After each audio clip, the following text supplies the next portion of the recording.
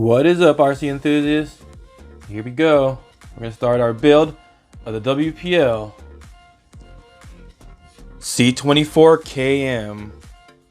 Yes, it's nothing new, but like I said, I wanted to do something for my 10K, and WPL kindly sent this to me right here. What I'm going to be doing with this guy right here, I'll let you know in a second, but let me take these things out of its plastics and show you what I'm going to be using for this actual build. I'm going to be using this V3 ESC receiver combo, not even pointing at that. This one right here that comes with this transmitter right here from WPL, the V3 transmitter. And this is everything I'm going to be using right here for this build. Now this build right here is what I'm going to call the RTR that I wish they would build, or maybe like a, Run That RC edition RTR. That would be pretty sweet. Yeah, this is what I would use to make that RTR. Now, obviously, it's not going to have every single upgrade the KM has, because I wouldn't expect that out of a ready to run, but if for this to be like a ready to run, maybe like a pro edition or something like that, these are the parts I would expect to see at least on it. And some of the other stuff, we'd still have to buy the upgrades for. So, that way when you do get the C24-KM kit, you do still get some better kit with that version. So yes, guys, I want to build this truck right here with all these components. As you can see here, these aren't the metal axles right here. These are actually the plastic ones. And I'm not going to be using those gears in there. I'm going to be using these gears right here.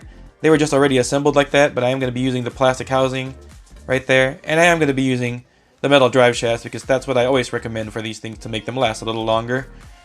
And obviously, these metal driveline parts right here will be better than the plastic ones, and that's what I would expect in the Pro version. Same shocks though as the ready to runs. Probably the same servo, because this is not a metal geared servo. But it's also going to be running the 2-speed that I like running, so I'm going to be putting that in there. And after this is all built and all done, one lucky subscriber is going to win this truck right after I make a running video with it, so I can show you guys how it runs on my hill climb. But there you go, guys. Let's go ahead and get this started, and I'm going to get this build going. And I'm probably not going to install these tires right here, these wheels and tires. I'll also probably include a 3D printed set of wheels, so you can choose with whether you want to use the stock wheels or the 3D printed ones, and you can do whatever you want with those tires. For the run I'm going to do with this guy, I'm going to put a set of wheels and tires I already have with wheel weights in them just for the run, so that way the winner of this truck will get brand new tires to run with. Well, alright guys, let's get to this build. So before I get this build started, I just wanted to say, for this 2-speed right here, I normally like to mount it onto this chassis in a higher location, and I make myself a little Lexan bracket, or a little spare credit card you have that's not usable anymore, like an old one, expired one. You could use one of those, cut it in half, and use it to lift this gearbox up on the up in the frame a little higher, so that way you get hung up less. But in the process of doing that, you're also going to have to trim the bottom of your body up a little bit to get everything to sit up higher and stuff. And that's going to require you to trim this body piece right here, and a little bit of this battery tray in the back right here as well is going to have to be trimmed out to get that to fit all right. But I just want to give this as like a ready to run, so in that case it's going to come the way the factory can make it without having to do those kind of modifications. And also, if you do want to do those modifications, I do have videos on those, so you can check that out. I'll put a link down in the description box below so you can check out those videos and how to modify this even more to get more performance out of them. We'll start with the basics. We'll get the chassis together real quick. We'll put the links on and put the front half of the chassis where the servo tray is at, and also the little support right here for the rear end.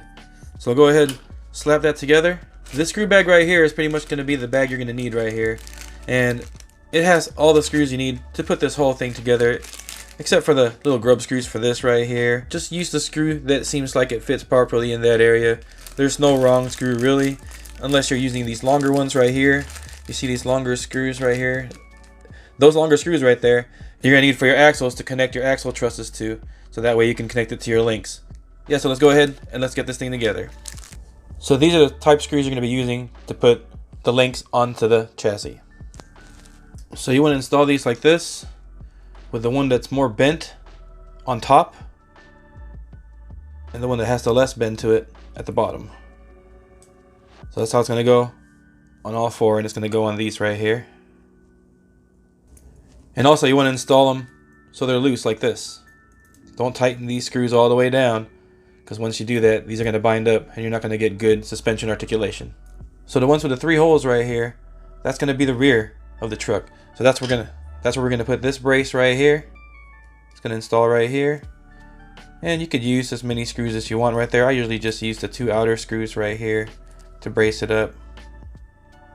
So I'm going to put that, and the front servo tray is going to go up front as well to these holes right here, with that servo part and the WPL part right there facing frontwards, like so.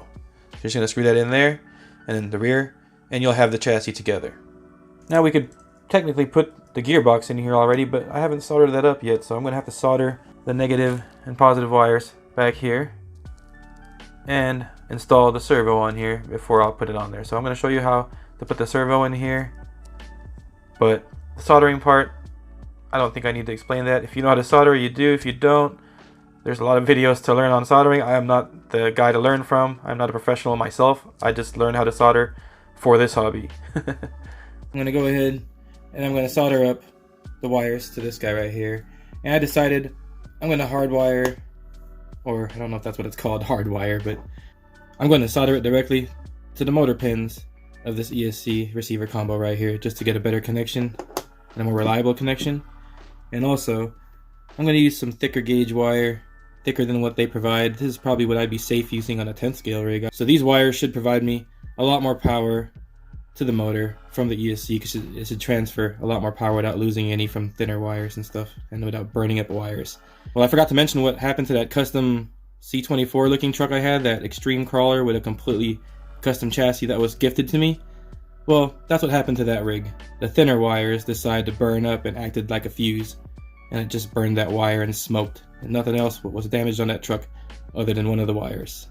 Let's see what I could do here. Now, this is not a safe soldering surface. This is plastic, so I'm just doing this for, demonstration purposes.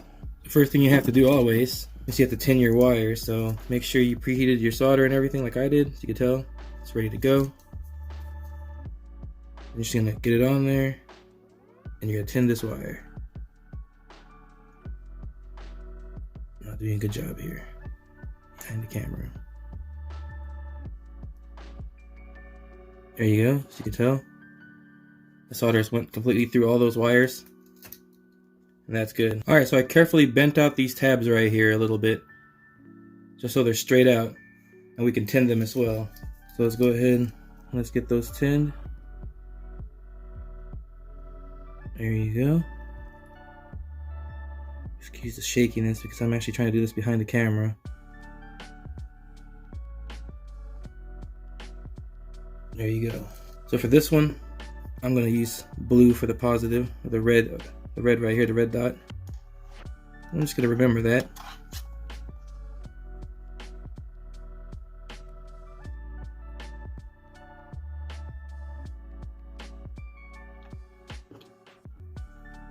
And then a yellow one for the negative.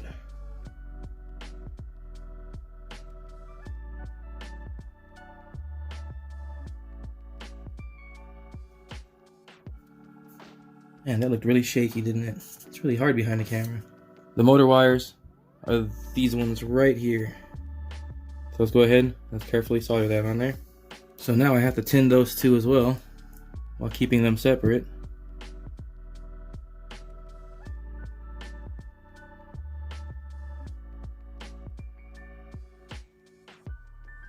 There's one tinned. There's the other one tinned. Now, this is a motor wire. It doesn't really matter too much.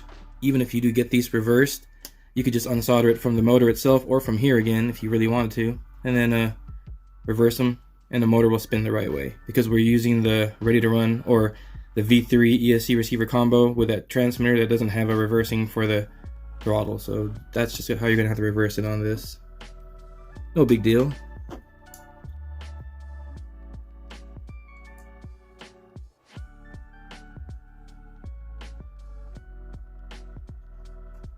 Now, if you could tell, I'm not sure if you could tell, I'm actually soldering that wire to the outside of the pins, so that's just going to keep the distance between those pins a little further apart so we don't short those out. A helping hand would be nice right here too. I'm just, being lazy and just trying to get this done, not pulling out the rest of my tools.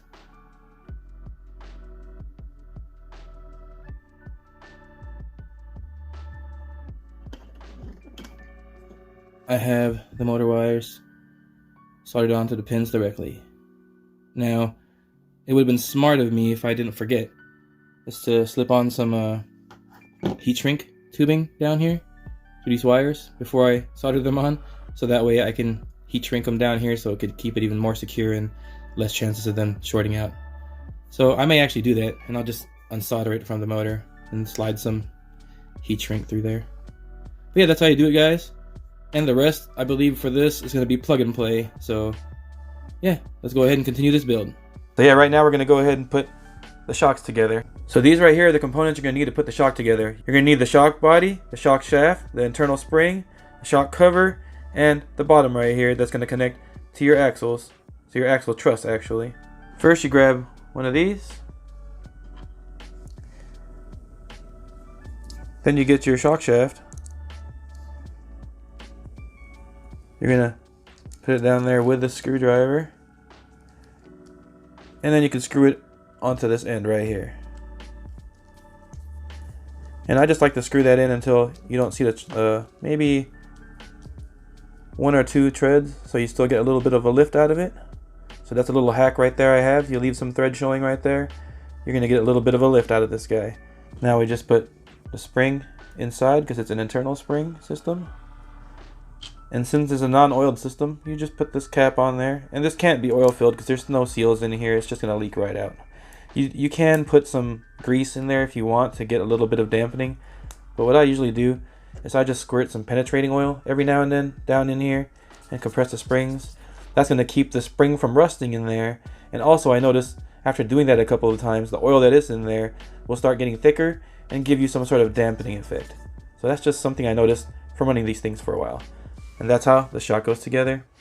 And let me get all 4 together and I'll show you how these go onto the truck. It's hard to put these shocks on when you already have this all together like this, but it's not impossible. And that is one thing where I always make a mistake when I assemble these. I'm always so excited to put the frame together that I forget the shocks have to be screwed in from the insides right here. So it's doable. You just have to do it at an angle, and it's, you know, it's okay because you're not supposed to tighten them all the way. You're supposed to leave them loose just like you did these links right here.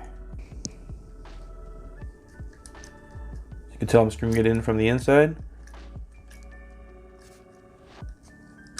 There you go. You just want it to be loose on there too. You don't want it to be tight. Maybe a little tighter than that, but you know, like I'm saying, you just want it to flap around so you get good suspension articulation. Well, there you go, guys. That concludes the first part of this build. All right, guys. You guys take care out there. Till next time, have a good day, be safe, and go run that RC.